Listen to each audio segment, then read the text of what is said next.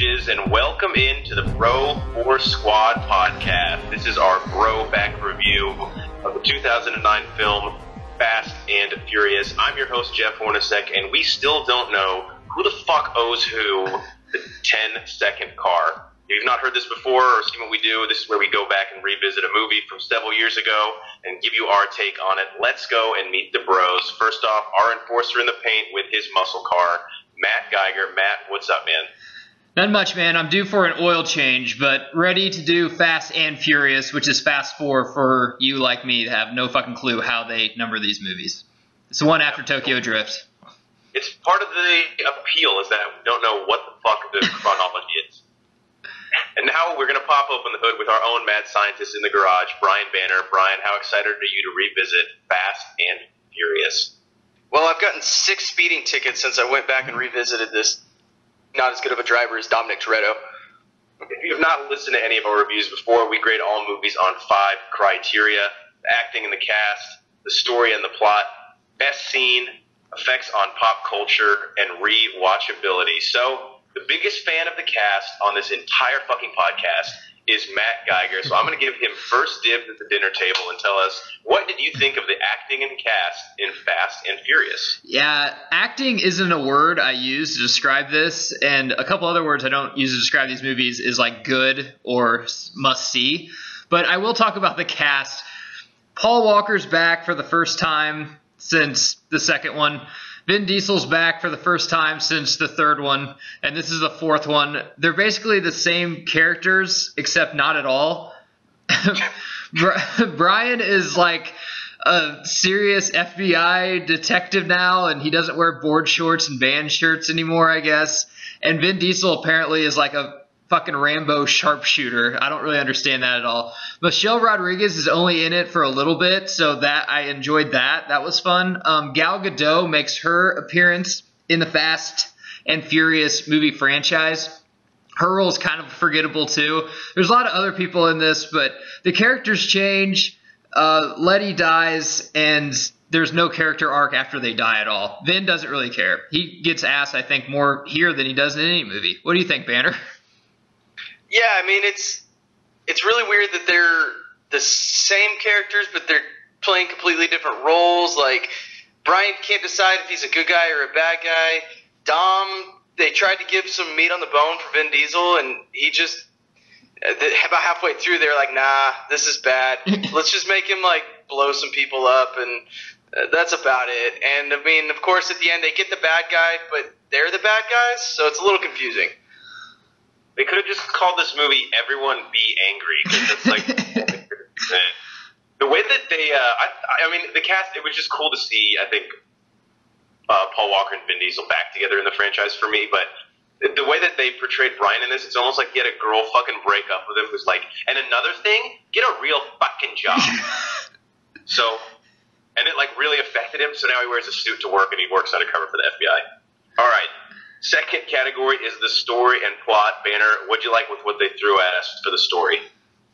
You know, honestly, as much as we kind of shit on the franchise, I didn't hate it. I liked it. They needed to do something if they wanted to keep it moving forward. And this is where they actually kind of start to build on each other. Where you have the first one standalone, the second one standalone. We have no fucking clue what's going on in the third one.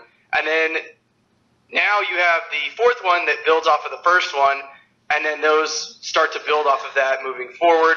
And I like that when it actually starts to make sense. They're not all just a bunch of standalone movies with how many cars can we crash. Geiger. This story is absolutely terrible. And for this franchise, that is actually saying something. Brian and Dom haven't seen each other since, I'm just going to take a guess, maybe 8-9 years since Brian let Dom go. The scene where 5 years? Okay. The scene where they see each other, Dom's just like, hey, haven't seen you in a while. I'm like, what the fuck? That's it? They should have had both of them. And Dom's working undercover to try to find Letty's killer, like undercover himself. And Brian's undercover for the FBI. They shouldn't have had them work undercover together. They should have had 2 teams, and the winner of each of those teams come together to work for the villain.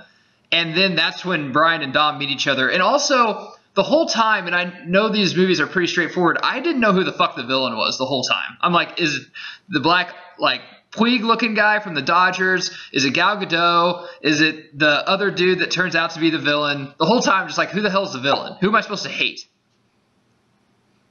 That's just good writing, man. I guess. Yeah. Maybe I don't understand the problem. It's too intellectual for you, Geiger. You just don't fucking get it. Yeah, I mean, the story here, let's be totally honest, the main thing that I really liked about it was just that it was probably the first time that we actually saw this franchise change into what it is now, which is like the summer blockbuster, or, like Banner said, blow shit up action movie. It was no longer about street racing, which was kind of sad to see go, but it did kind of mold the rest of the series. The story was pretty shitty, though. Let's just be honest. All right. Third category is best scene. I'll go first here. I mean, there was a lot of cool scenes, especially in terms of action spectacle, but my favorite one was the first time that Brian and Dom were running the cache for the cartel, and they basically end up getting in that shootout where they explode everything on Earth with Yasiel Puig. It was just cool to see them kind of like reluctantly helping each other out again, which has kind of always been sort of their relationship dynamic. And so for me, that was just fun to see that part of it kind of pick up where they left off. Geiger, what do you think? My favorite scene was the actual car racing scene with the GPS. I thought that was very well done.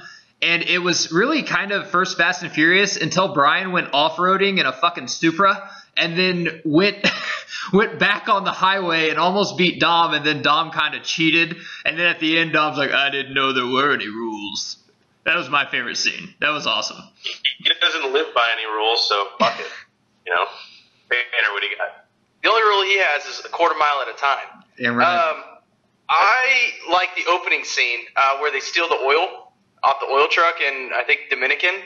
I thought that was a really cool scene. Like that, they set the stage of basically telling us, hey, this isn't going to be like the other ones. It's not going to be about racing. It's going to be about us stealing shit and making some cash. But it was a really cool scene. The CGI when the oil truck is like tumbling down the road, that was a little off, but you got the idea, and I thought it was pretty cool. I liked it. That wasn't CGI. That was real life. Yeah. Jeez. Oh, my bad. People do that. Maybe that's sometimes. why it looks so different. Real I was people expecting were it to be. filming that. Our fourth category is effects on pop culture. Matt Geiger, what do you think? It was huge, man, because even when I saw this, I remember seeing it in theaters, and I rewatched it a couple hours ago. When you see it, you're like, okay, this isn't that good a story, but damn, are they going to bring Tyrese back? Are they going to like have this? You're going to bring Ludacris back? Is like the next movie or 2 movies from now? Are they going to have this huge mega, kind of like a Justice League or Avengers type thing in the Fast and the Furious? It got me really excited. Then especially the next movie, I love The Rock, and they bring The Rock in, and I think he's perfect for that franchise. He fits the acting mold that they're trying to go after, just kind of the fun, don't take yourself too serious stuff. It was huge, and it proves, man, every single year this comes out and people go see it, and it makes millions of dollars. Banner. Yeah, I'm right there with you, man. It's just a fun movie, and like I said, this is the one that started to really kind of build on a overlying story, where you have this group of people and they do one thing, they're good at it, and it's just a fun movie. It's a fun franchise, and this is what kind of brought life back into that franchise, which now we're getting one every April, for the last, 3 or 4 or 5 years, something like that. Yep. You guys said it pretty much perfectly. The only thing I would add as far as pop culture is I think it introduced the world to Gal Gadot in a lot of ways, and I don't think we knew she was hot, but we did not know that she was going to become Wonder Woman at the time, so that was kind of another cool thing that it did. And yeah, this basically just said, this isn't really about street racing anymore. This is about awesome action and just fucking kick your feet up. I don't care if there's someone sitting in front of you at the theater. Still kick your feet up on their chair and just enjoy it. Last category is rewatchability. I'll be honest here. This is probably like my 4th or 5th favorite one in the franchise, and it's not on TV that much, really. No, it's not.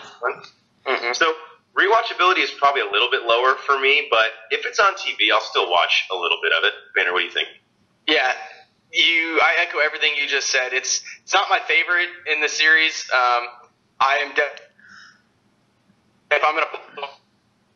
gonna opt for one of the other ones, but if it's on TV, I'll definitely stop and watch through a couple of commercials. It's pretty low for me too. Just simply, it's kind of like a Star Wars prequel though. You have to watch it because it does connect with really the story they got going on. Because at the very end, they bust Dom out of jail, and that kind of sets up the whole Brazil thing that they go after and stuff. But it's not as good as Fast 5 or Fast 6 or the original or Fast 2 for me at all. I can't wait to do Fast 5 as the next one. Fucking jacked up. All right, guys. That'll do it for our Broback review of Fast and Furious. We are the Bro 4 Squad for Matt Geiger and Brian Banner. I'm Jeff Hornacek. Be sure to check us out on Facebook, Bro Force Squad Podcast. Like us on there as well. Follow us on Twitter, @Bro4 Squad. Subscribe to us on YouTube and iTunes. That's Bro4 Squad, 3 words. And get the internet up and running and check out our website, bro4squad.com. Now, if you guys will excuse us, we have to go fight Yasiel Puig.